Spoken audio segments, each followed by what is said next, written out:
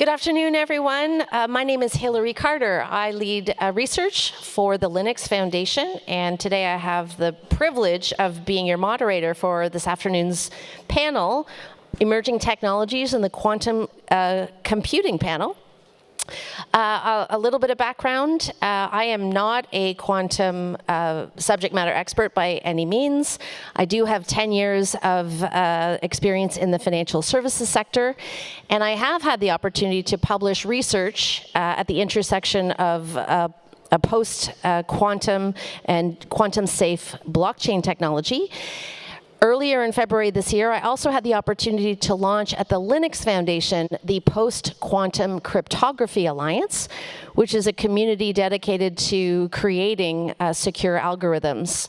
And this project community hosts two projects that were contributed out of the University of Waterloo, part of my home country of Canada. So I'm delighted to be joined by Peter Smulovics from Morgan Stanley, Sergio Gago Huerta from Moody's, Gorka Madariaga from Microsoft, and Ruslan Shaydulin from JPMorgan Chase. So without further ado, let's kick off with our first question.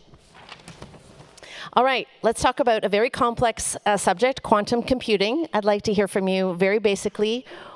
What is quantum and how does it differ from traditional types of computing? So I think if someone says that they are expert on it, don't listen to them. I don't think there's anyone an expert on this yet. This is a very new field. We are just touching the very top of what it will bring. But in a nutshell, I think it's the next level of computing that we are aiming to reach. Yeah, I would say that's the perfect definition. You can imagine these devices as a new architecture that can tackle very specific and niche mathematical problems. So it's not necessarily universal. It's not going to run Excel. But for a very specific types of problems, they can run them, or they will be able to run them either much better, in a much more accurate way, or exponentially faster. Problems such as running Monte Carlo simulations, which happens to be quite widespread in the financial industry. Yeah, building up on top of what they say is pretty much the same. It's what we see quantum is bringing, especially its accuracy in the way that we can make these calculations. And it's not going to replace classical computing. It's going to be something that is going to complement it. We are going to have these hybrid applications that are going to involve both supercomputing, classical supercomputing with quantum computing. For the way that we see it now, especially we see a lot of applications in the chemistry space more than in other industries right now. It's in terms of classical supercomputing and AI in particular is going to be really well suited for large data problems, and quantum computing is going to be for small data problems but that need very complex calculations. That's where we see the synergy there. I think these are great answers, and it's not so easy to add something to it. But maybe something I could say is that the fundamental of quantum computing is you're using these quantum mechanical systems to perform computations. So you perform manipulation of these quantum states in a very precise way. And a big challenge is that there's very restricted kind of way in which you can manipulate this quantum state. So only some kind of problems are going to be amenable to it. Thank you. So for this extraordinarily powerful computational technology, how can the financial services sector take every opportunity to apply quantum and take advantage of this? I think today the aim is to understand whether this is going to help you. You should try to do some of the calculations you already do using these quantum machines and check whether you are reaching the breaking point. Is it cheaper, faster, more precise doing it with quantum? Is it there yet? No. But you can actually see the trajectory if you compare it over time. Yeah, so I fully agree. The first thing is identify your use cases. Nothing new, right? You may have use cases on optimization. You may have use cases on simulation. You may have use cases specifically on quantum machine learning or quantum AI, as they mentioned today. Is there anything today that offers advantage over classical things? Well, there can be a bit of a contended thing, but generally no. But that doesn't mean that it will be in the maybe short or medium or long-term future. So if you know that there's going to be a technology that is just an engineering problem to make it scalable, to make it bigger, that is going to be able to run your calculations exponentially faster, wouldn't you invest on that technology today?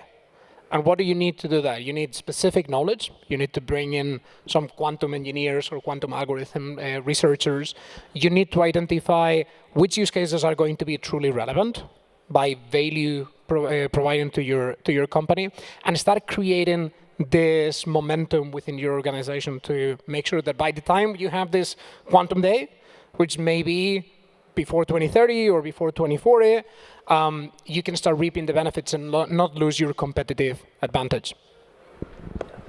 Can I take a step back on like implementation levels and what Absolutely. it will unlock? Because it is true that quantum is an emerging technology. It's not something that right now we can use to solve most real problems right now. And we see 3 different implementation levels. One is the physical qubits. What we've had so far is good for experimentation. It's good for starting to try, build your algorithms, start to experiment a little bit, get that learning, get that knowledge, all that stuff, and plan for your quantum future. It's not really useful for solving real problems, but you can start investing on that already, so you are ready for that when it's a reality. Then the second level of implementation is the reliable quantum hardware, the logical qubits. That's the stage that we are just entering right now. And depending on the scale that we get, at 50 or 100 logical qubits, we are going to get to a state of scientific advantage. It's not going to be commercial advantage. It's not going to be something that is useful for every industry, but at least for chemistry and material science problems, we're going to have a clear advantage over classical computing and especially over physical quantum machines that we have today. That's the phase that we are entering right now. Like very recently, we've been doing, not only Microsoft, but different companies and us working with partners, we've been doing great progress on that, and we've been creating the new or the first most powerful logical qubits that we have on record. And logical qubits are basically a combination of multiple physical qubits with a virtualization layer on top that ensures the error correction and fault tolerance, basically. So that's the stage that we are entering right now. And the next phase, when we are going to actually have commercial advantage with quantum computing, will be the quantum supercomputing. Having a quantum supercomputer, having quantum at scale, that will be in the realms of thousands and higher logical qubits working together. That's something that obviously we are some time away from, like it's not something that's going to happen overnight, but that's the future that we are preparing for, and we are entering that phase in which we are starting to see some advantage of using quantum computing for certain problems with that resilient or reliable quantum hardware. No, it's not answering the question that much because we are not covering any specific use cases, but that's the progression that we see. And we've done some work with, for example, with Goldman Sachs on estimating, okay, how many qubits are we going to need to solve a real problem? We were looking at derivative pricing.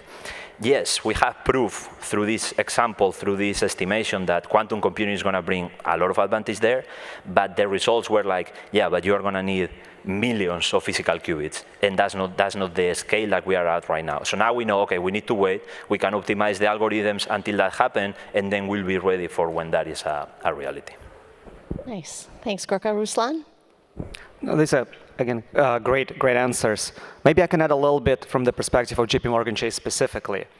So there's this 2 maybe preconceptions that I think are not quite right about quantum computing. So some people would tell you, well, quantum is useful today, go run on our device, you're going to have business advantage today. And that's probably very hard to see, at least for most problems that business like JPMorgan Chase care about.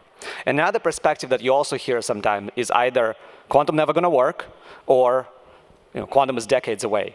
And this is also not true. There's been amazing progress in hardware, in particular the progress on error correction, which Gorka alluded to when he talked about logical qubits. And this means that these devices that are capable of performing computation at a scale which is at least scientific advantage, and we can argue about what exactly that means, are not that far away, which means we have to start making progress towards running things on those devices. For example, JPMorgan Chase is led the latest investment round in Quantinuum, which is a quantum computing hardware vendor. And we're working closely with this vendor, among other vendors, to compile circuits to their device to run experiments on their hardware. And a lot of this, if you Google our if you Google me, for example, you'll find the papers describing these experiments. There are blog posts describing these experiments that highlight really that the path towards these large-scale experiments, large-scale algorithmic demonstrations is relatively clear. Thank you. So we've heard about where we are in the sort of cycle of near quantum readiness and it becoming mainstream. We've talked about some advantages for the sector. Let's now transition to risks. I want to share a short story about being at a book launch on blockchain technology in Canada. The book was called Blockchain Revolution, authored by Don Tapscott. And one of the co-founders of BlackBerry, Mike Lazaridis, approached the author and said, "Hey, Don, do you know that my quantum computers are going to bust up your blockchains? This is a serious quantum threat. What do you have to say about that?" And Don said, "Well, I think the open source blockchain community will be in a good position to figure it out." So it's now 2024, 8 years later. Let's talk about how it's going to impact cryptography from your points of view. So when we were working about what should be the title of this talk, I actually found it very important to mention this is not only about post-quantum cryptography. Yes, that's a very important part, but we have to talk about all these different other aspects. I actually will answer a slightly different question. If we go back 30 years before, we didn't have GPUs in our machines. If I go back 2-3 years ago, I didn't have MPUs in my machine. Will I have QPUs? I don't know how they are going to be called in like 2-3 years from now in my mobile phone or even running on my watch. Might be, but as all of us mentioned, this is always going to be for specific answers and questions. Do all of us, the financial industry, as not just the financial industry, have to now execute the post-quantum cryptography jump? Yes, we have to do, because these things are there, these things are happening. We might be even probably months away from the quantum supremacy. We don't even know when it's going to happen. Same way we didn't know why this huge AI increase will happen. We don't know when this quantum breakthrough is going to happen. So should we focus on post-quantum cryptography today? Yes, but should we also focus what quantum is beside cryptography is? Definitely yes. So maybe I'll take a little step back for those in the room who are thinking like, what is the real risk, right?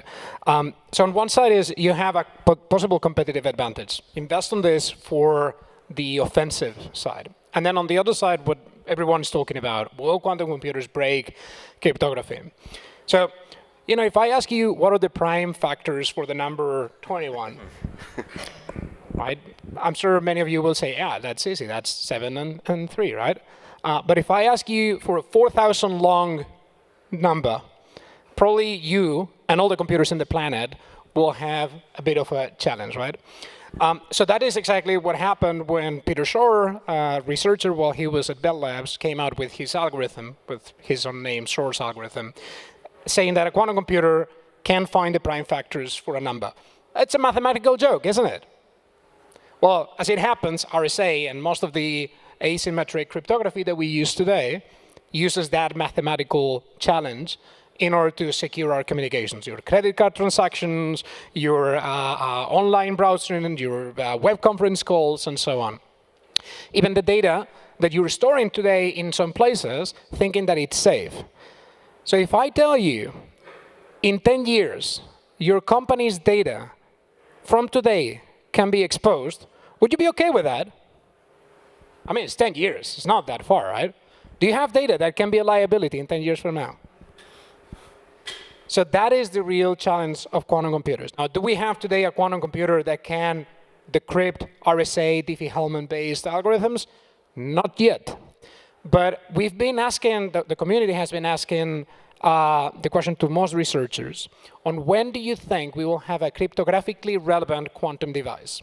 That's basically having enough logical qubits with the right error correction, with the right algorithms that are improving every day. It's almost like a tug of war, where you have better algorithms and better hardware making the time frames shorter and shorter and shorter. So 2 years ago, the community said that there's 3% of the community thought that we would have a cryptographically relevant quantum device by 2030. This is a research by Michel Mosca from Evolution Q. the year after, so that was the research from 2023, it moved to 4%. And now we have new standards from NIST, published just in this last August, that say this is how you have to change your classical encryption mechanisms to fix this. And by the way, if you're on FedRAMP, if you're a federal contractor or anything like that, you better start moving, because this may happen very, very quickly. So I think it's safe to say that if your data may be at risk by getting out in the public before 2030, you better start moving on to post-quantum cryptography. Yeah, that's a great answer. And just to add the brighter side of things too, there's the symmetric cryptography is considered quantum safe. That's also the other side of the coin, that yes, there's a lot of work we need to do, and this is not really a quantum challenge, this is a cryptography challenge in terms of asymmetric cryptography that we have right now, and it is going to be challenged by quantum computers. It is true that they are estimating, oh, it's going to need like 2,000 something logical qubits or 6,000 something logical qubits, and just to give you a reference, like we were just hitting around 12, or the biggest one is 48, theoretically more than practically, that we've hit so far. So just to give you a reference on how close we are to that, but still, let's prepare today with all these changes that from NIST and other organizations from standards are being recommended. But the brighter side of things is that the symmetric cryptography is considered quantum safe right now. There's no really an estimation on a quantum computer powerful enough to break that as of today.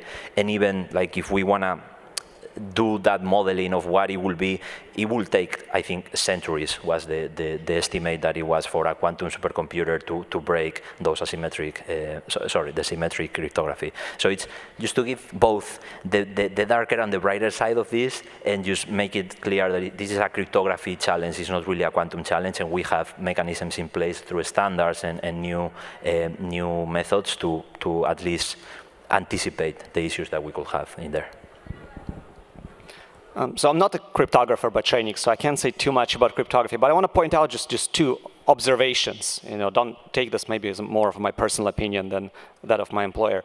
But first observation I want to make is that if you look at the NIST finalists for PQC, we started with a relatively long list, and the list is going awfully short. And there was this paper on quantum algorithms for lattice problems that maybe destroys the rest of them. The paper turns out to be wrong, but there are some ideas there that could be a stepping stone towards eventually breaking those algorithms with quantum computers.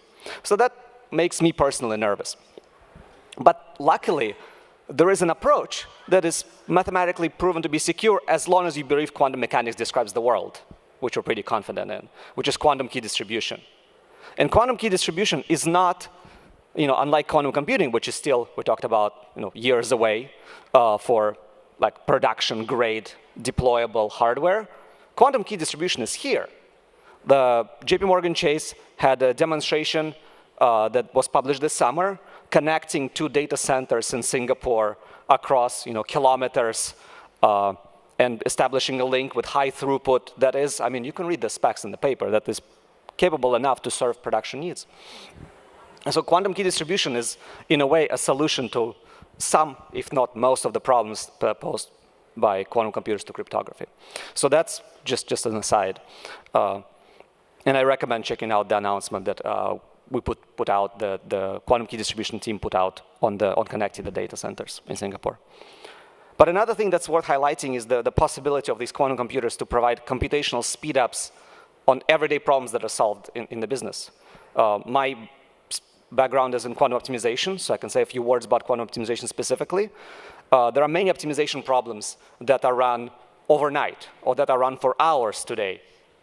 And there are even more optimization problems that no one even bothers trying to run because, well, it's forget about it. Like, you can try writing, it's never going to solve it. And if now you have this algorithm, this device, that maybe can solve in minutes or in what used to take overnight or in hours what used to be impossible.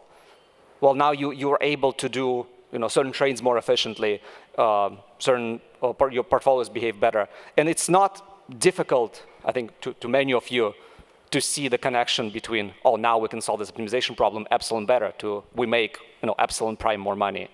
And that's just one example. Thanks, Ruslan. So quantum key distribution is here. Solving optimization problems remain a challenge. Do you feel that your organizations have the talent to help scale these quantum solutions? How do you go about addressing talent to help reach your objectives? So when it comes to talent and technology, that's always the first question. Does it run Doom? The good news is actually, that was yesterday's big breakthrough. Finally, quantum computers can run Doom. We can rest. So actually, it has been proven. But to answer your question, luckily, we have many different certifications, training programs, and everything available for various firms. There's the QuizQuick program, which is one of the most known one, but there's a lot of programs, for example, run by the Linux Foundation, where you can participate and learn about and get actually certified for the quantum technology. Thank you for that plug. It is incredibly hard. So learning quantum mechanics is definitely not a walk in the park. The way we build quantum software, quantum algorithms today, is designing the gates. So it's almost like if you wanted to build a software program and you were putting the transistors and the logical gates together. We're at that level of not abstracting enough, even though there's a lot of work being done on that direction. But definitely it's not an easy thing. It can be learned. So I'm an engineer, I'm not a physicist, and I learned. But at the same time, specifically in our industry, you have to know the domain that you're working on. So if you're running a quantum optimization problem for portfolio optimization, for example, well, you need to know how banks do portfolio optimization. And then you have to move that into the quantum system and how to quantize it, how to encode the data, and so on. So having that mix of domain knowledge and quantum knowledge is, well, as hard as it was when we had data scientists and we had to bring data scientists that knew about data, but also about finance and banking and so on, but possibly 10 times more difficult. But luckily, as Peter was saying, there's a lot of programs out there. There's a lot of investment, new masters, new PhDs in many universities. And now it's getting out of the physics laboratories, and the community is bringing more engineers and people from all different trades that can really support and improve the ecosystem. Gorka. It's a tough spot being the technology vendor here. I'm not going to try to tell anybody in finance how to do their job, how to learn about technology, apply to their use cases. You guys are the expert for that. Like we are a platform company. We are here to provide the platform and to empower you and your teams to do what you need to do to solve the problems that you need to solve. So, but that said, I think we focus a lot on similar things, certifications, standards. We have our own internal teams, dog fooding, and getting that experience firsthand before we even go to talk to any customer.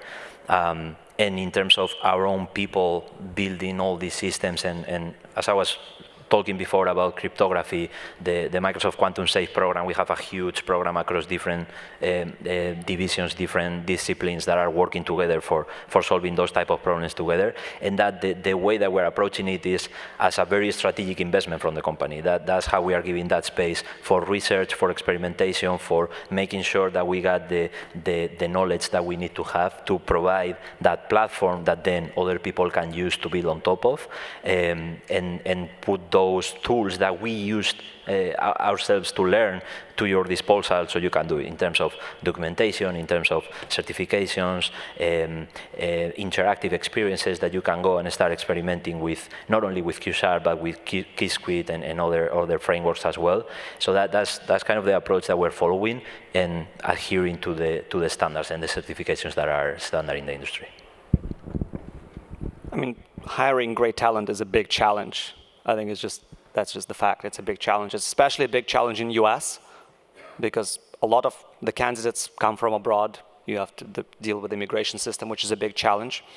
But we're quite lucky, I think. We've been able to build a sizable team, of PhDs with various backgrounds: physics, computer science, theoretical computer science, more practical things that are now, I think, one of the most productive teams. I mean, this may be a bit of bragging. One of the most productive teams in quantum algorithm space. So we're very proud of that, and you can see on our website some of our recent work. I think that really speaks to the to the team's ability. And we're continuing to grow, so we have many open positions. Look at them. Yeah. Nice, thanks. Let's bring the conversation back to the role of open source collaboration. You're all here at a cross-industry forum. Could you describe what you see as the role for open source collaboration in financial services applications of quantum? So it starts with open standards. We all know that. We have to make sure that we have a way to have these open standard applicable softwares and everything run on different hardwares, different vendor solutions, in the cloud, on-premise, on simulators, on real devices, this being the first level of the things. Then comes the next level of the compilers and so on. So we have to start ground up. As we mentioned, we are some way at the beginning of this, but some way already in the middle of this at the same time. So we have to make sure that we have those standards that enables the collaboration between these companies. All of us are interested in this quantum journey to be a success. So this has to be about co-competition instead of competition. And on top of that, I would say that we are at the very same level. If you remember the VHAs versus Betamax problem or war, but 10 times over. So there are over 12, possibly more, different architectures for qubits on how to actually make the hardware. Some of those are very advanced and providing very promising results, but each of them has their own standards and their own methods of accessing and so on. So there's a lot of uncertainty on how to get there. So on top of what Peter said, I would say open science is fundamental, and collaboration on the community and on the use cases, because no one really knows where we're going. We're doing really good research. We're doing good advances on bringing the use cases and bringing people together. On the other side, we have a lot of export controls and geopolitical considerations. So the only way to really move this forward is by collaborating and building community. Yeah, definitely open standards. That's the way to go. I think, again, coming back to the same, we are a platform company, so we want to integrate. Our goal is to integrate with whatever it is that our customers are using. We don't want to change your mind on the tool that you're using. At the end of the day, technology is tools, and you pick and choose whatever is better for you. If we are a platform, we are supposed to support those things that you are using already. We are not supposed to change your mind on how you do things. And I think we've seen that with PaaS, we've seen that with serverless, we've seen that with containers. So I don't see quantum computing being anything differently. It's earlier in the journey. I don't have maybe many specific examples of financial services, but for the main application that we have for quantum today, that is for chemistry problems, as I was saying before, our platform that we are building for that, it's integrating all these open source tools that researchers are using already today. So you don't have to change the way that you think how to approach these problems. You are just maybe changing the platform that you're using it with, or the method that you are using it for these problems. But you are not changing the tool that much. And I can see something similar happening for other industries as well. Maybe one thing that doesn't get enough recognition sometimes is that open sourcing is beneficial for you.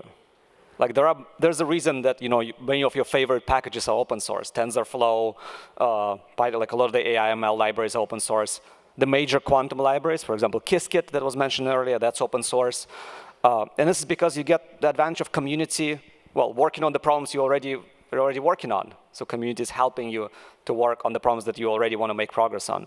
We open source a lot of our code. We have open sourced, and we have been very privileged again to be supported by an amazing team. Robert Underwood is here, who has been supporting our open source efforts. I think there's more people at the conference.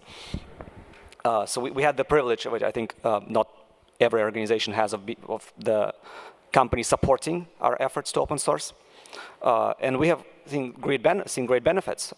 We have released, as part of one of our research projects, a quantum optimization toolkit, which enables you to study optimization problems. And we have received feedback from community that was very helpful. We have received pull requests. We've seen people use it and make progress on understanding this quantum optimization algorithms, which was our mission to begin with. So I think open sourcing is a very undervalued tool. Amazing. We have a minute left, so I want to give everybody 30 seconds for concluding remarks about what you want the audience to take away about the future of quantum, open source, and financial services. Peter. I will quickly wear my FINOS hat and say, do visit sanitfinos.org. You have the QR code there, where you can learn about what FINOS is trying to do in this area. Start investing on quantum in your organizations. Convince your CEOs, but don't promise ROI in the short term. Maybe promise them FOMO, cybersecurity considerations. But it is going to be a long-term thing. It's a marathon. If you overpromise, you may have challenges to secure your budget for the next year. Play with as many partners as you can, participate in the community, get insider knowledge and domain knowledge, and have fun because it's an amazing technology to play with today. And just to support that even more, we used to say that quantum computers were going to be a reality in decades. Now, with the progress we've been making so far, we can already say just years. So that's already a big order of magnitude that we have shortened this horizon to. So start investing today. Don't wait until it's a reality. Be ready for that quantum future because it's happening sooner than we thought it was going to happen. And just to reiterate this, I think until very recently, especially if you looked in quantum computing, 4 years ago, you might have gotten the impression after your research that, well, this is still a long way off. There's been amazing progress this year. This year has been progress from multiple hardware vendors that shows clear path to scalability. And now is the time to get serious. And I think at least our actions speak for it. And it runs Doom. It runs them.